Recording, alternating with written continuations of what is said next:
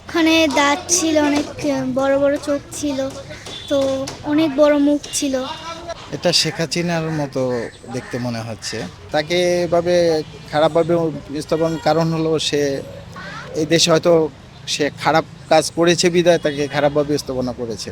আমাদের সমগ্র এই জায়গার চারুকলার যে টিমটা আছেন ওনারা কতটুকু স্বতঃস্ফূর্তভাবে কাজটা করতেছে, কত মনোযোগ দিয়ে কাজটা করতেছে, এটাও একটা অনুভব করার বিষয়।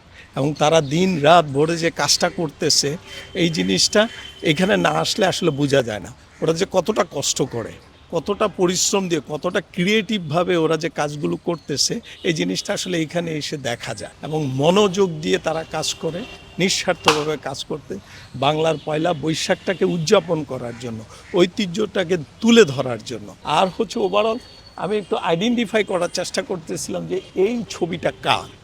তারপরে এটাকে বের করে দেখলাম যে আসলে এটা হচ্ছে লাস্ট যে আমাদের গভর্নমেন্টের যিনি প্রধান ছিলেন ওনাকে উপস্থাপন করা হয়েছে।